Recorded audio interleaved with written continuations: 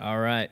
Well, welcome to week 8 of Overview of the New Testament. I'm glad you guys have stuck with us through this series. It's been a lot of fun for me to put it together. And despite the amount of information that we've gone through, which has been massive amounts, it has been an absolute privilege to get to do that for you guys.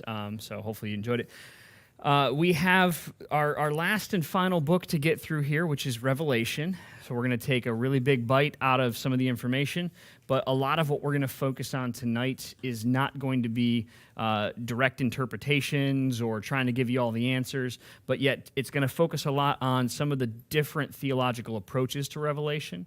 So what I'd like to do is kind of give you guys an overview of what lots of different people have kind of theorized about the book. I'll probably end up giving some of my own thoughts and theories as we go through.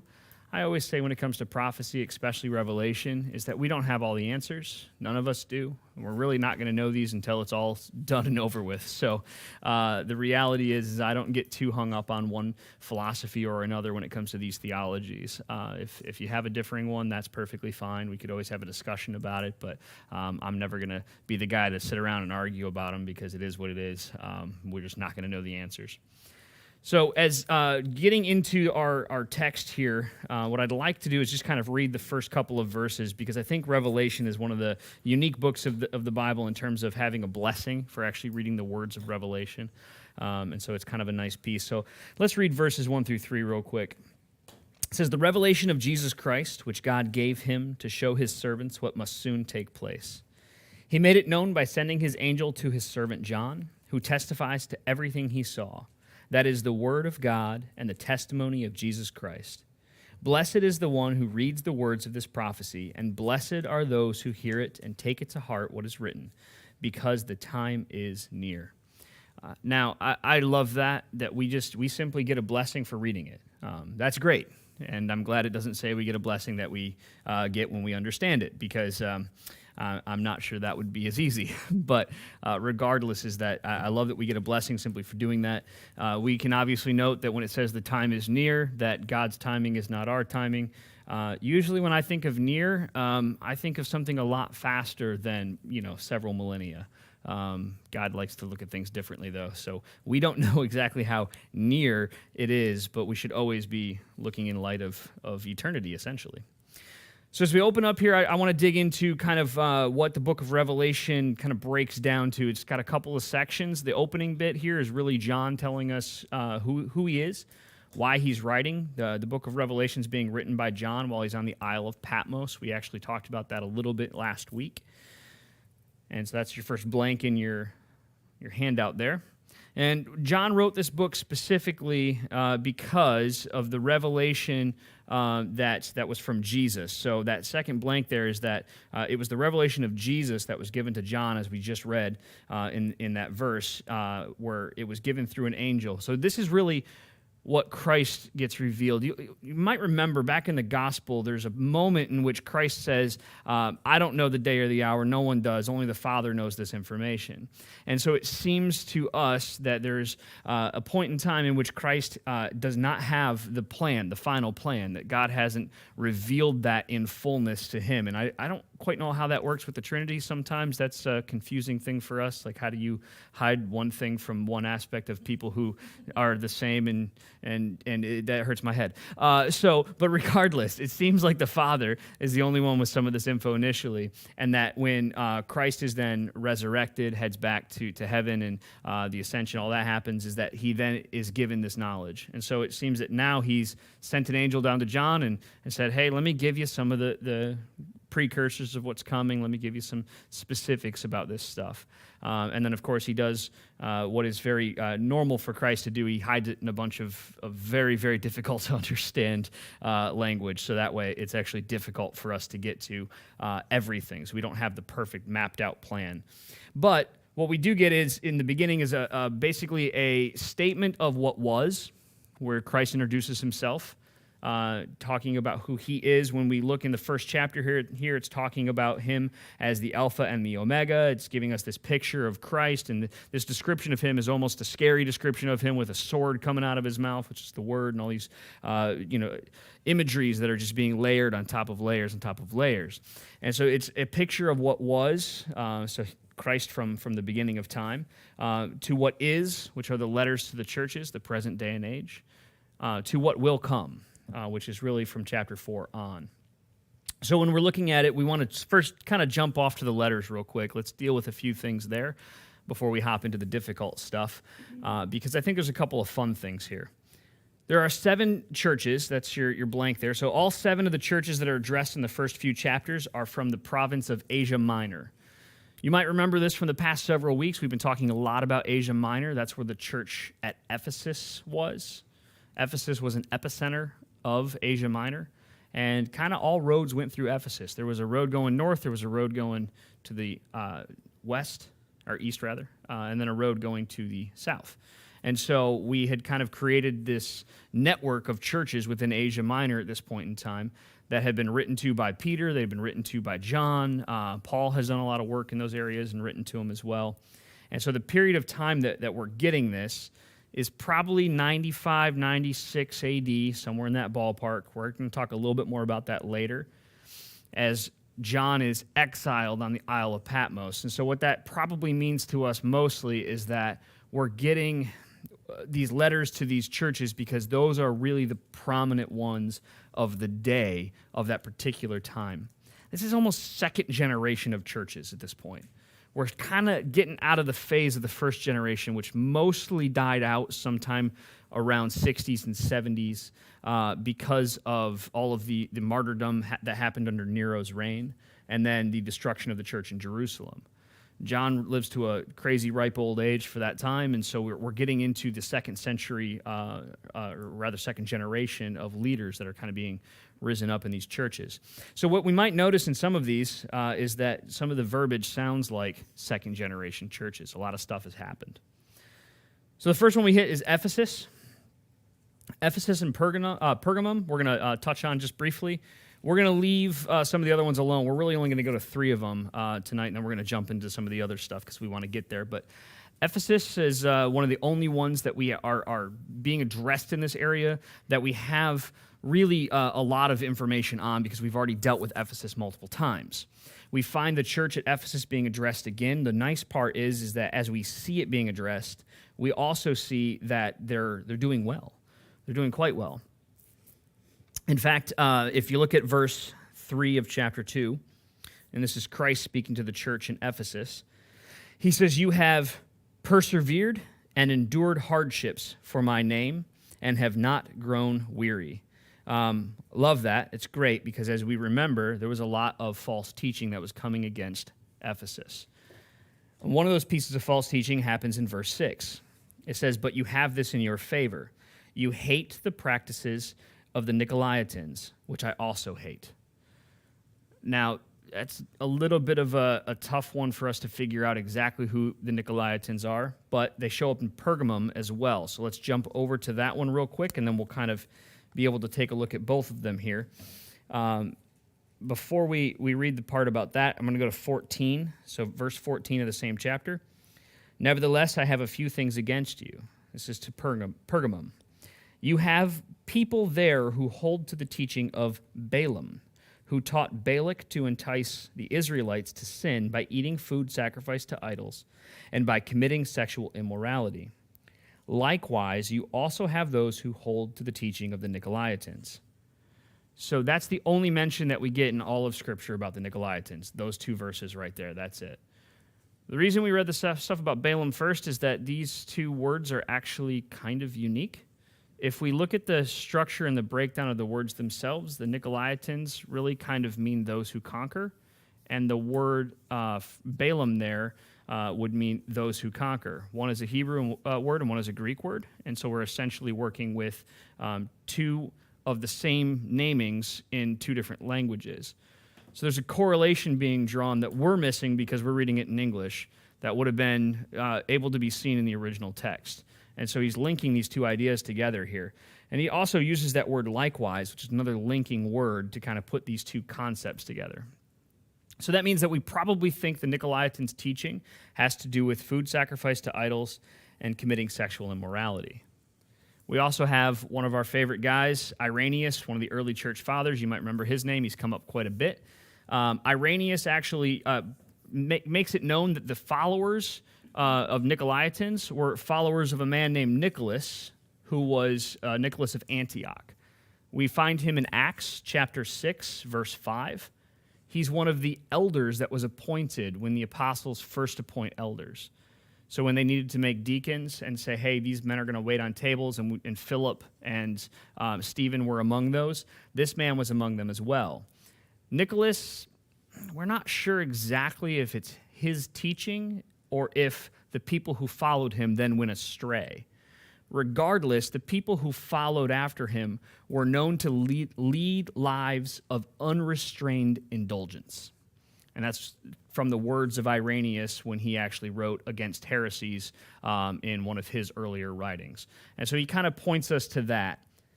It's kind of fascinating, too, because in the same area, you have Ephesus. These guys are doing well at rejecting this teaching. Pergamum, they're not.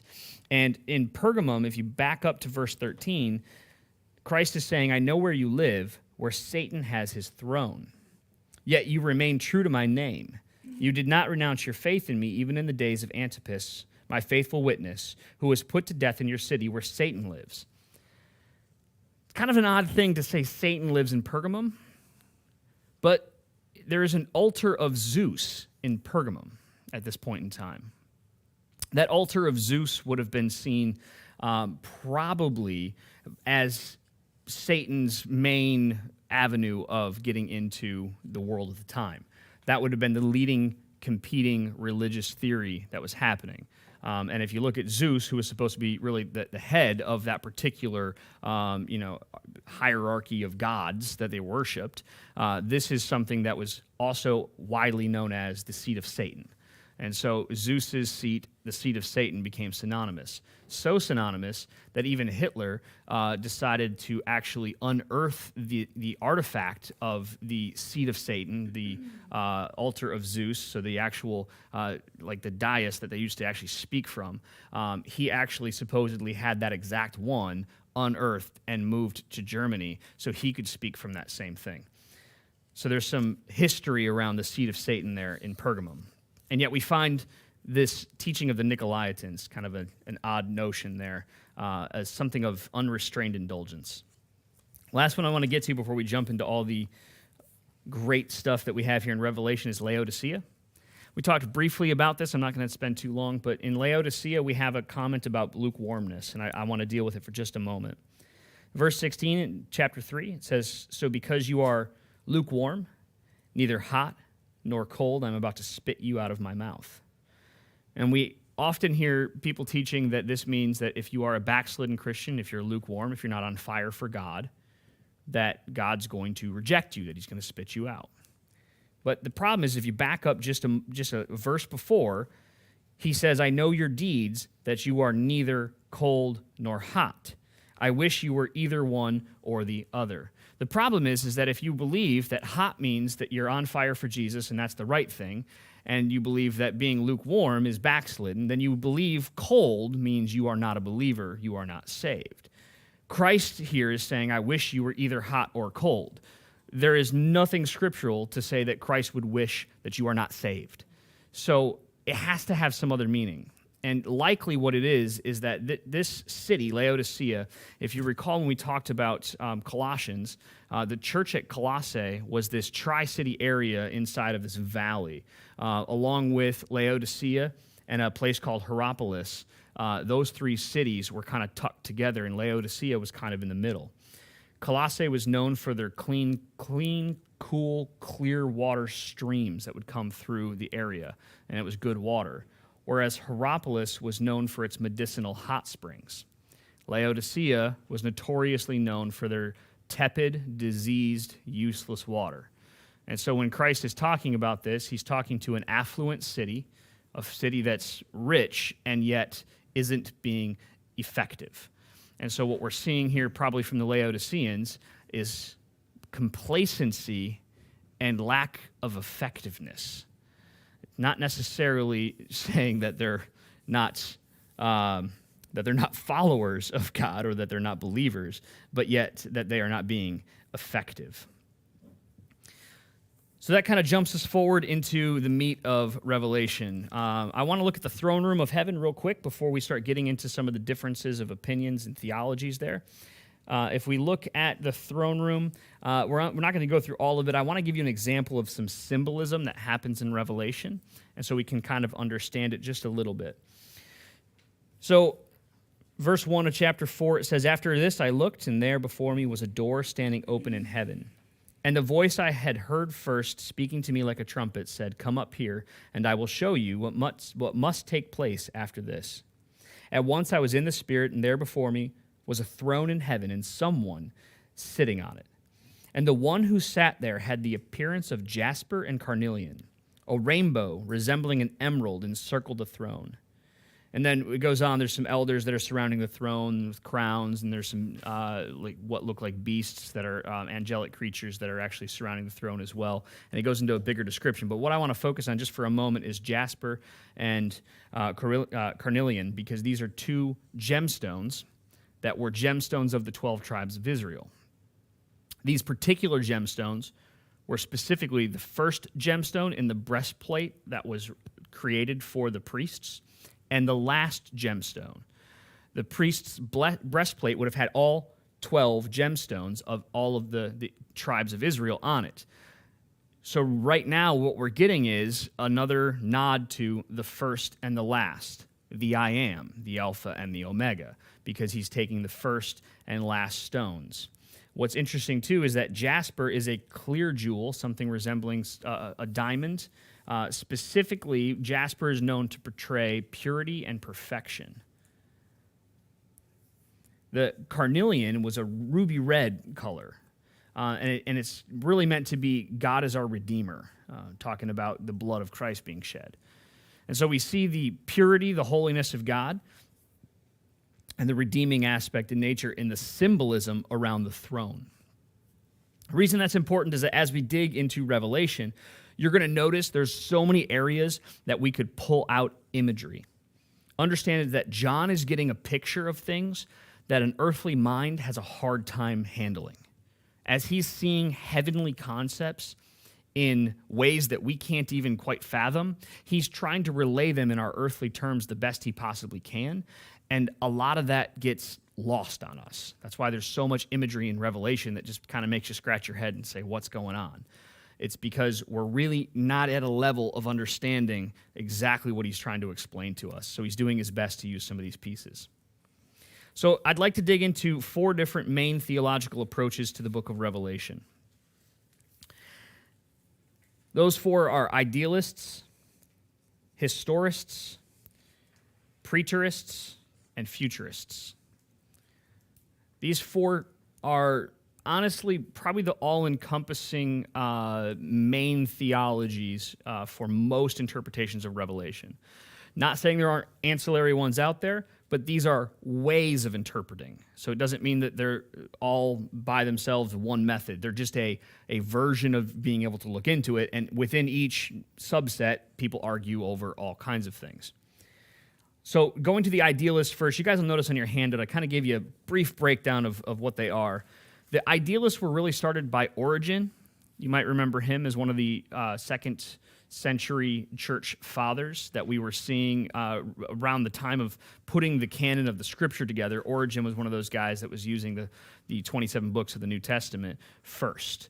And so we've seen his name come up a little bit. He's probably creating this idea somewhere in the 200 ADs just based on his life. And he's writing specifically looking at an allegorical stance for Revelation. And so an allegory in this case is going to be not taking anything overly specific for events, but trying to bring really a relation to everything that's happening in Revelation to something. And I know that sounds really broad. That's a very basic idea. But he's not getting tied down to specific events, but rather types of events. And so really the symbols in Revelation in his mind were forms of spiritual warfare that were manifesting themselves throughout the persecution of the church and throughout history. Think of something like the book Pilgrim's Progress. If you were to read Pilgrim's Progress and you look at the allegorical nature of that book as it relates all of its stories to something biblical, that's very much the way Origen saw Revelation, is that everything in there was a representation of our spiritual walk, of our fight, of our life, of persecution, of all the things like that. And so this standpoint really, it has a couple advantages. It doesn't require the person who believes this to really come up with exactly what events line up with what particular pieces of Revelation. Because everything can be a type in this case, then that means that, well, you could have multiple types of antichrists. You can have multiple types of persecution. And so the idealist says, I don't need to come up with, well, this event was this and this event was this. Instead, I just need to come up with the overarching idea, and that's enough. There was a man, Robert Muntz, he summarizes the idealist viewpoint by saying that Revelation is a theological poem, presenting the ageless struggle between the kingdom of light and the kingdom of darkness. It is a philosophical history wherein Christian forces are continuously meeting and conquering the demonic forces of evil. The problem with the idealist nature is the fact that it doesn't really ever answer some of the specifics of Revelation. Points in which things seem a little too on the nose, a little too specific to numbers, to timing. Instead, when they say allegorical, they take things like, oh, well, the numbers of things that are being counted mean something else. An allegory would take the 144,000 sealed, 12,000 from each tribe of Israel, and the multitude, the great multitude standing that were the martyrs. And they would take those two and line them up and say they're the same group because it's an allegory. Well, the problem is, if you do math, 144,000 is different than a great multitude you can't count. You put a number on one, you didn't on the other. You can't answer that question with the allegory theology.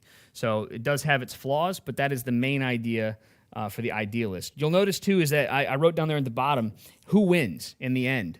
God wins in the end. In the idealist viewpoint, God wins in the end. So let's jump to the historist. Historist? That's a weird word. I don't like saying that. If I'm saying that horribly, someone correct me.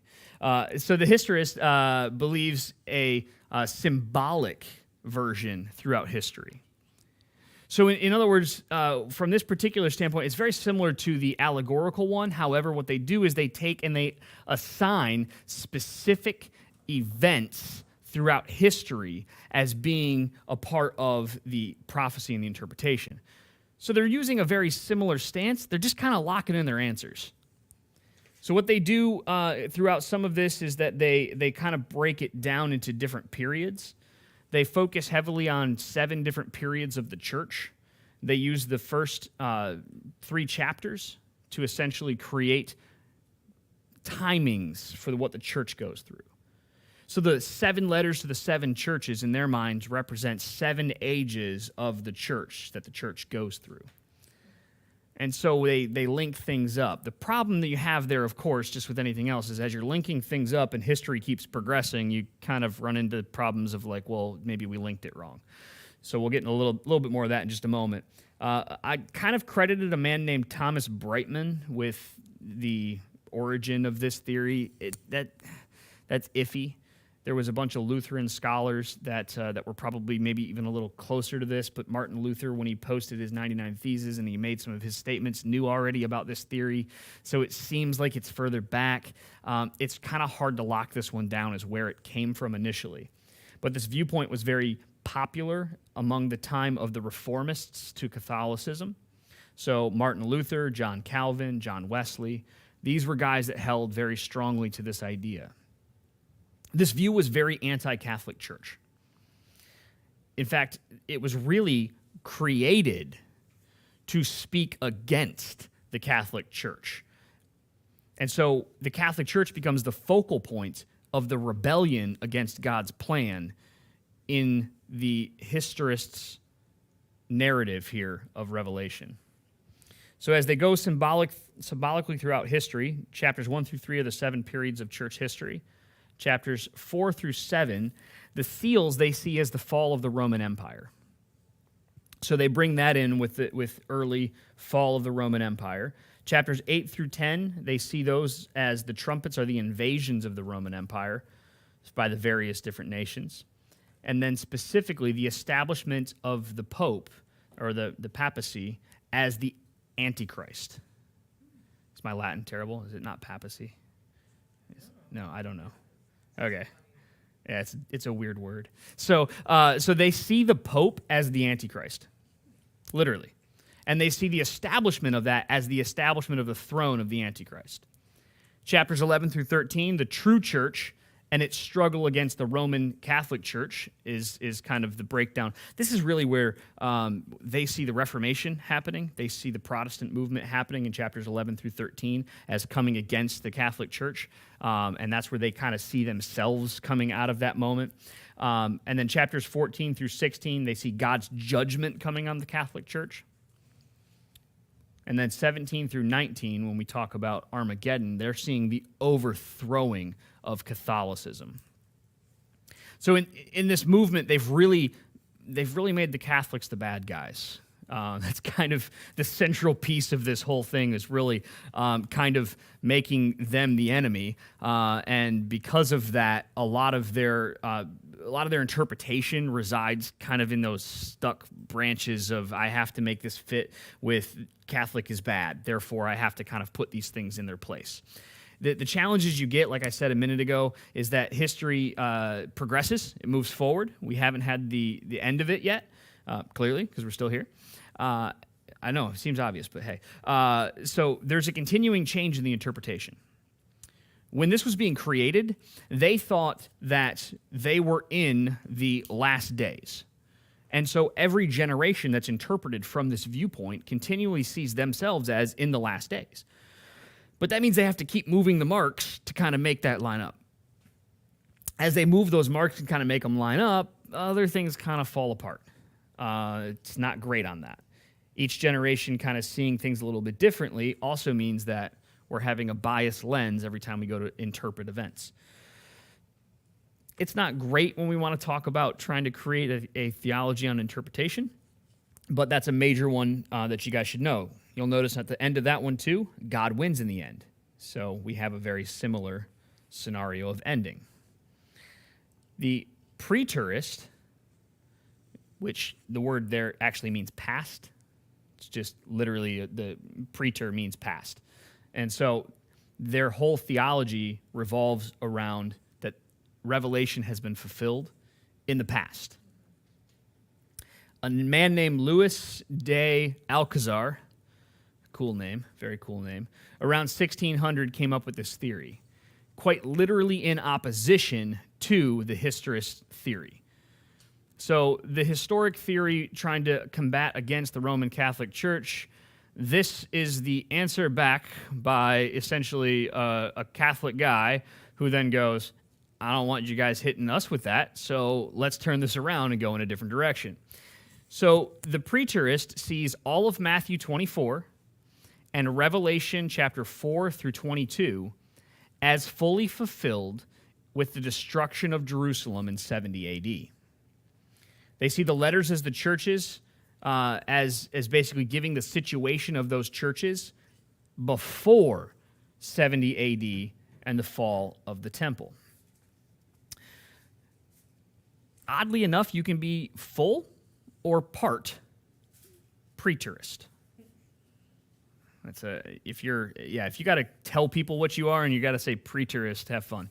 But full believes that we are currently living in the new heaven and new earth. A little awkward. This viewpoint is often held by universalists. This is actually a typical universalist theory. Those who believe in heaven on earth, this is usually the theory that they ascribe to, that Revelation is about the Roman Empire destroying Jerusalem in 70 AD, and that's it. It's all done. It all happened. There's nothing to look forward to. Unfortunately challenging, very challenging. The reason that they see that is because of Matthew 24, and we're going to get to that scripture a little bit later when we hop into futurist. But in Matthew 24, Christ makes mention of a particular moment where he says, after his prophecies, that this generation surely will not pass away until these things have happened. And so they hang everything on that, and they say, well, the generation didn't pass away, therefore we have to set this up. Generation's about 40 years. Christ spoke in about 30-something AD when he said that, therefore 70 AD, that's max. We can't go any further. And so they see it in that light and in that lens. Because of that, they have to move the timing of the writing of Revelation. It's very important that they move the timing. We'll get there in just a moment, but just remember that. So, full preterists believe that there is no second coming of Christ. It's done. You'll notice at the bottom there, I said, who wins? God already won, and the end has already happened. I'm confused if that's the case, because this doesn't feel like new heaven, new earth. But yeah, I want a refund if this is new heaven, new earth. This is it's not working for me. So this is interesting, but the partial preterist viewpoints actually see the full preterists as completely heretical for obvious reasons, because they don't believe in the second coming of Christ, and they don't believe in the resurrection. So because of that, the partials hold that only up until chapter 19 applied to 70 AD, and that 20 through 22 are a future prophecy. So chapter 19 is really where Armageddon happens. Christ shows up on the white horse, riding down with King of Kings tattooed on his leg, which just goes to show you tattoos are okay in the Bible. And so he rides forth to take down the armies for Armageddon.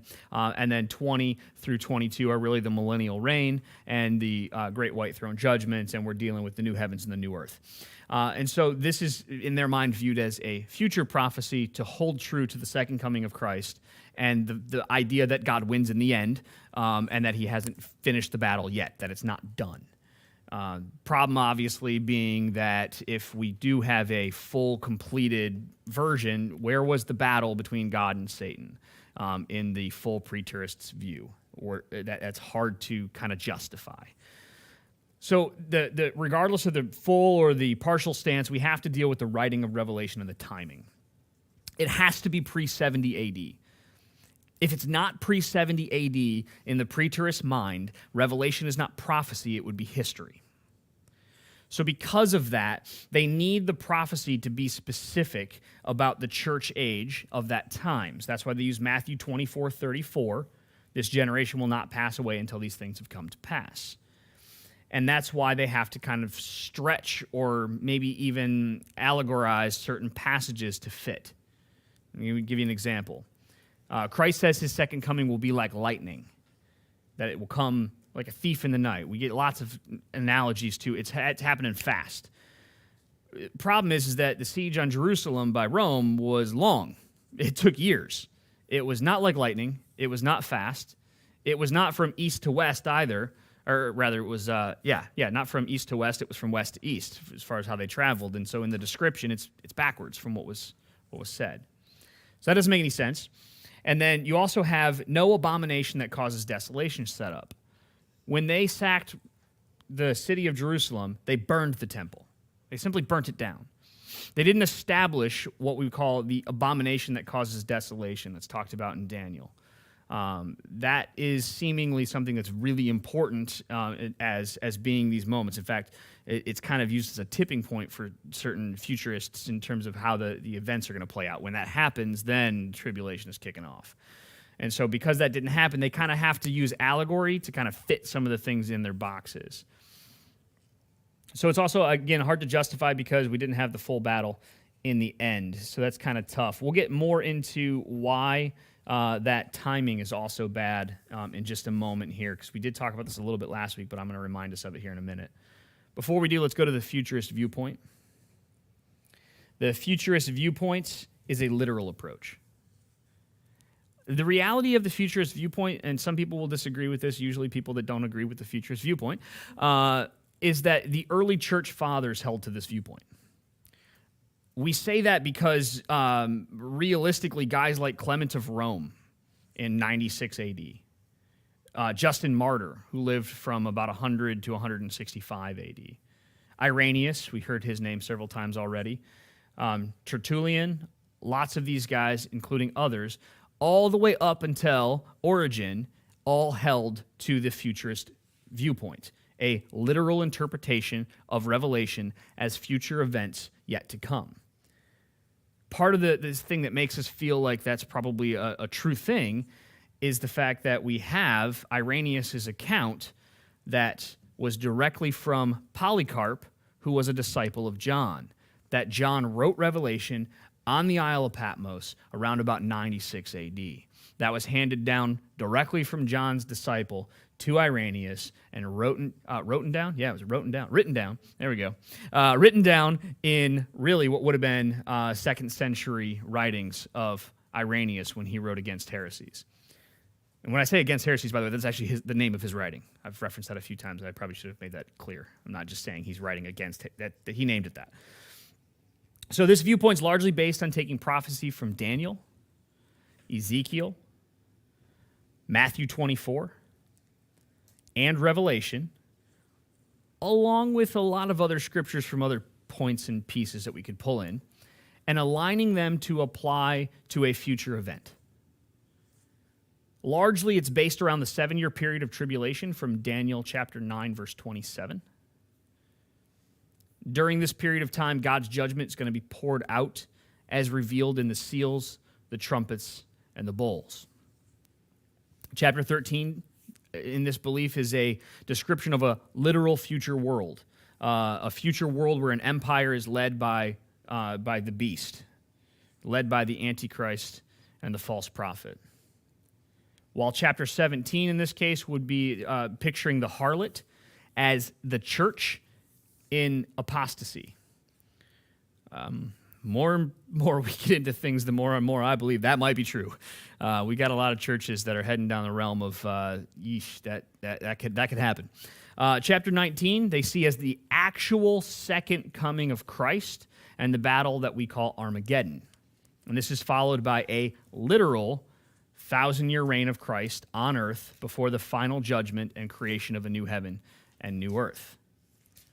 Literal, of course, does not mean that you ignore symbolic language. As we talked about the jasper and carnelian colors there and from the gemstones meaning something, the symbolic nature of Revelation lends itself to having to have interpretations. Instead of having to say, let me use an allegory or let me use anything else, what they use instead is a literal interpretation in terms of using the literary laws of language that are in the writing, the way it was created, and an assumption of what we would consider a normal interpretation. That's a lot of fancy words for saying they took the culture of the day and the people that were being written to and the way they wrote into account when they decided what it might be. Because if it was written to that people, then they should be able to understand what those analogies and symbolic languages are trying to get at. And so we use that when we look at a futurist viewpoint to get our interpretations of what we would consider symbolic language. The writing of Revelation, of course, is probably the biggest argument against this theory as far as the timing. So the preterist would argue the timing of that. So Polycarp and Irenaeus, of course, when we talked about those guys, they're kind of giving us the knowledge of when it was written. The other big argument, though, is the same argument that we used when we were talking about the Gospels. Here we have to apply it a little bit differently, which does seem like we're taking the same rule and applying it different, but we'll get there in a moment. So the argument is about the destruction of the temple. Destruction of the temple would have been 70 AD. We used this idea when we talked about trying to place where the Gospels were written, if you recall. We took the 3 Gospels of Matthew, Mark, and Luke, and we said they were written pre-70 AD because they don't include the destruction of the temple, and it doesn't make sense for them to not have written about that when they were writing about things about the temple. The same logic is applied by preterists to say, well, John wasn't writing because John in chapter 11 talks about the temple. In fact, God tells John, or the angel rather, tells John in 11 to go measure the temple. He said, I was given a reed like a measuring rod in verse 1 of 11 and was told, go and measure the temple of God and the altar. Count the worshipers there. That's tough to deal with if there's no temple. So they say, therefore, it has to be before the destruction of the temple. Problem is that this is 25 years after the destruction of the temple if we believe that John was writing this on the Isle of Patmos. That's 95, 96 AD. It's happened a long time ago. I don't know about you guys. I don't usually reference things from 25 years ago when I'm talking about something today. Plus, John's also writing about something in the future, not something in the past. Doesn't necessarily mean anything to dredge up what happened ago if you're talking about something that's going to take place in the future. You also have to bear in mind that the audience is Asia Minor, mostly Gentiles, people that didn't care at all that the temple got sacked in Jerusalem and burned down. That really didn't hold any weight to them. So because of some of those things, the temple in chapter 11 can actually be explained away in a very similar way we would explain Daniel 9 and Ezekiel 4 through 48. Both Daniel and Ezekiel write about the temple, and they write about things taking place in and around the temple. And yet, at the time of Daniel and Ezekiel's writing, there was no temple. It had been destroyed. It had not been rebuilt yet. And so when Daniel and Ezekiel are writing, they're writing for a future event where a temple doesn't exist, and they're writing about a temple. John is writing for future event about a temple where a temple doesn't exist. It's the exact same type of writing, and it's the exact same style of apocalyptic writing that we're seeing in those Old Testament books that we're seeing here. So that brings us to the last one that we have to deal with, which is Matthew 24:34. So let's turn there real quick because I want to read this one. This is one that we have to kind of then deal with if we're going to talk about why we think that maybe we're right with futurist viewpoints. So 24:34, this is where he's pretty much just finished talking about the events that are going to happen. And he says, I tell you the truth, this generation will certainly not pass away until all these things have happened. A little challenging. There are two schools of thought. The first school of thought is not one I subscribe to be honest. The first school of thought is that Christ means, when he says this generation, is the generation that exists at the time the events of the tribulation start. And so he's meaning that the events will take place in a single generation's time, that it will not be dragged out. I don't like that. I don't like that at all. I don't see any reference to that. I don't see any way. I feel like that's really stretching. That's my own interpretation. If you feel like a different one, that's fine. But I don't like it. Reason I don't like it is that the word generation there is translated from the word that more often means race. I think that what God is saying here and what Christ is getting at is humanity will not pass away. I don't think he literally means generation. I think he means people are not going to die from extinction before the events that he is talking about take place. I think that's probably the safest interpretation of that. There's other ones out there. I could be wrong. I'm going to open up briefly before we hop into...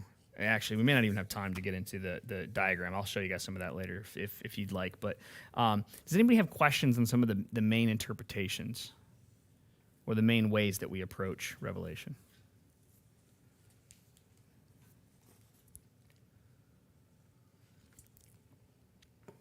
Okay. To give you guys an idea, most of these have ebbed and waned with popularity over the generations. The idealists kind of reigned supreme from about 400-ish AD until sometime in the 1500s or so when some of the other theories came off, and then the idealist viewpoint has not really reared its head much since that point. The historists, in the same way, I feel like that word sounds like a hysterectomy, and it's just not accurate. I just feel like I'm doing that one wrong. But the preturists, those guys are still very much around. And the historical viewpoint is very much around, but really in about the 19th century, the futurist view is the one that has taken hold and been probably the most prominent, especially in any of the Protestant circles. So any of those or any of the Pentecostal circles, they're pretty much all futurist viewpoints of Revelation. So if you look at the chart that I gave you guys, I want to touch on a couple of things. Oh, I forgot to give you guys, there's a couple of blanks at the end of your stuff. Let me give you that real quick. The main focus of Revelation is God has a plan and God wins. If you take nothing from the reading of Revelation, besides that, you got enough. God has a plan, he wins. And in the new heaven and the new earth, God is the light at the center of it all. So if we read the new heaven and the new earth, the way that the city is set up, there is no light source. God himself is the light. So there doesn't seem to need to be day or night because God himself provides light continuously. So if we jump over to our diagram, our little chart here, which I know has got so many things on it, I'm just going to give you guys a real quick breakdown of a couple of things that I think are pertinent when we talk about Revelation. You kind of notice that this is not my graphic, so obviously it's a little messy. I apologize, but it was the best thing to kind of use to show some of these, what we would consider kind of chambers of the afterlife. He kind of named it places of the dead in the unseen world. I don't necessarily agree with every last thing he wrote on here, but he's pretty close, in my opinion, to a lot of this. You'll notice, though, that there's a couple of different chambers.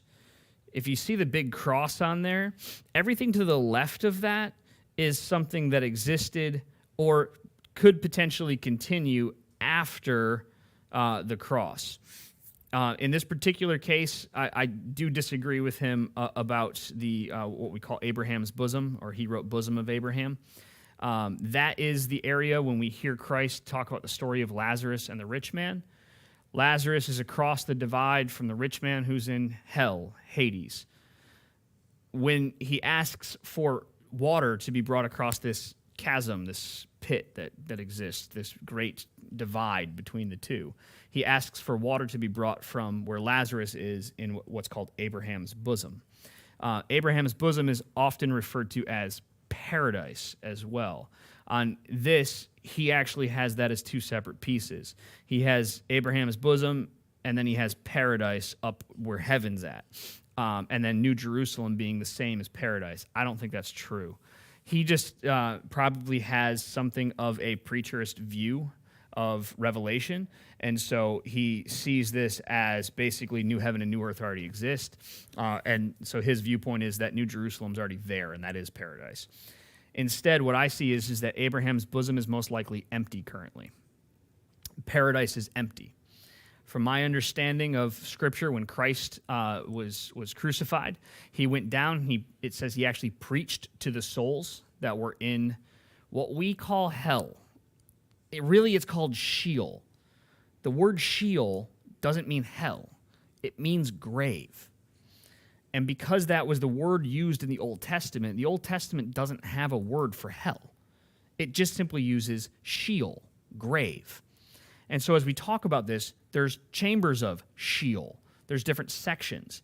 And Abraham's bosom seems to be one of the places that those who are righteous went, whereas what we would traditionally consider as hell, Hades, is one of the other locations in here.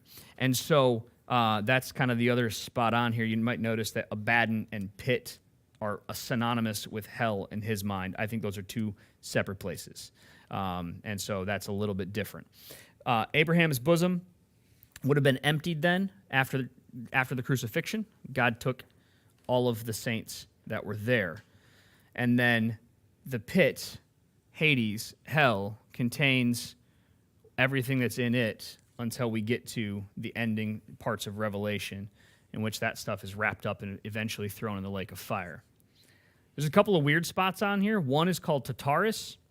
Tartarus, he has it labeled permanent. It is sort of permanent, except it does also get chucked in the lake of fire. Tartarus is only mentioned one time in the entire Bible. It's in 2 Peter. But where it's mentioned is in reference to fallen angels who rebelled against God. The same language is used in the book of Enoch. The same language that they're talking about is used multiple times to reference the Nephilim from Genesis 6. We believe that that's probably where those angels that rebelled against God during that section of time are being kept in chains of darkness until final judgment. The abyss, in my opinion, is the same place as the pit, which is where Abaddon, the beast, resides. Abaddon is kind of the name for devil, except it seems like the beast, devil, Satan, false prophet, Antichrist. There's some kind of collection of an unholy trinity going on there. It seems to me like he's tried to mirror that. I don't think he's doing a good job of it, clearly, but it seems like he's tried to establish his own roles as basically an anti-Trinity to God's Trinity based on some of those pieces. And so he's going to try to put those in place during the events of the tribulation. And then when you kind of see that, the rapture in this particular place is put before the tribulation and the second coming. And that's the place I want to end us off here, is just talking about rapture for just a brief moment. Thessalonians tells us that we are not appointed to suffer wrath. Most futurists have an opinion that the rapture of the church happens at some point before the actual second coming of Christ. The word rapture is never mentioned in the Bible. It is not a concept that came about from the first century church. It's a concept that came about far later. It doesn't mean that we're wrong.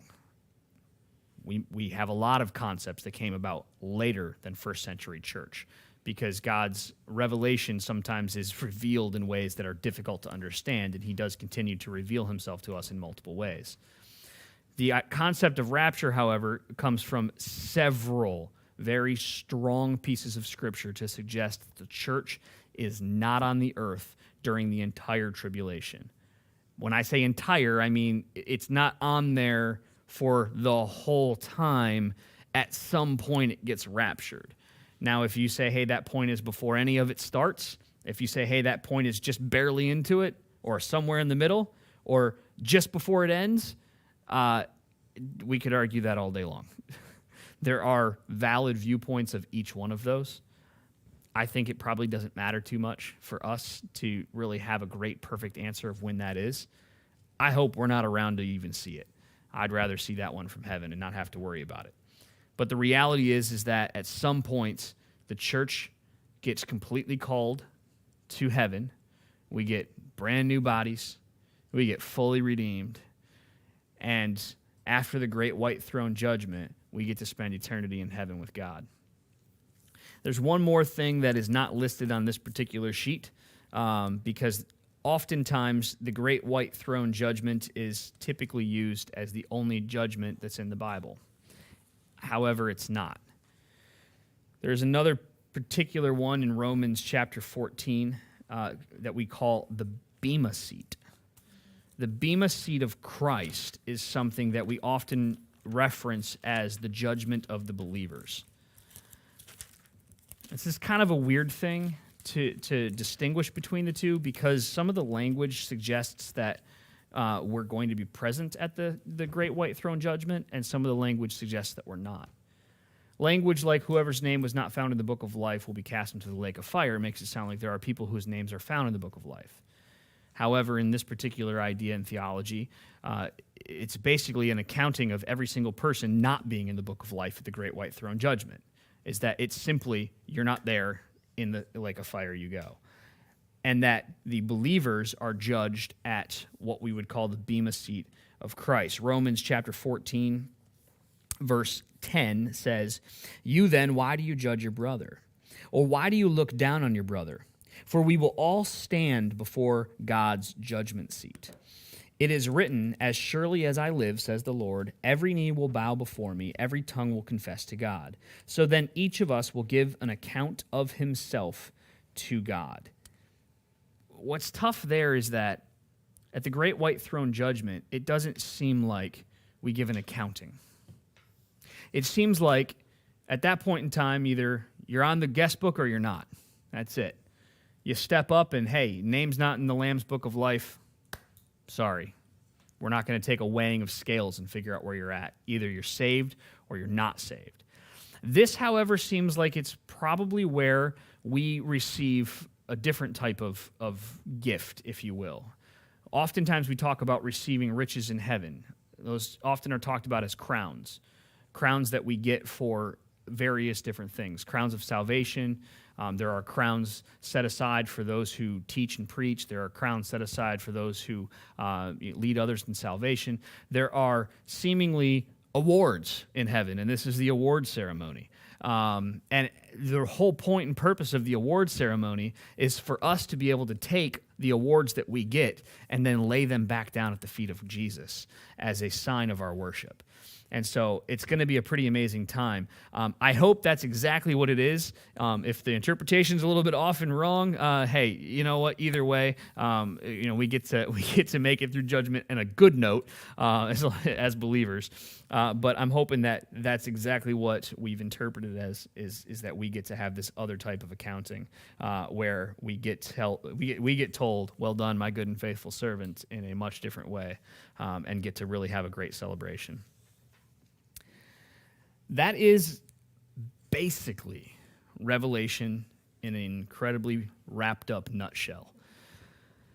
I know I didn't answer probably every question, but hopefully I did a lot. Yes? What about in the New Testament, I don't even know where it talks about the separation of the sheep from the goats Mm-hmm. and gnashing of teeth? Yes. Is that supposed to be the white throne, the great white throne judgment, or is that supposed to be before, after? Yeah. It's really, there's a couple of tough points in that one. The hard part about that particular scripture is that it can be applied to actually a couple of points in Revelation, and it can be applied appropriately in those points, which doesn't seem to make sense.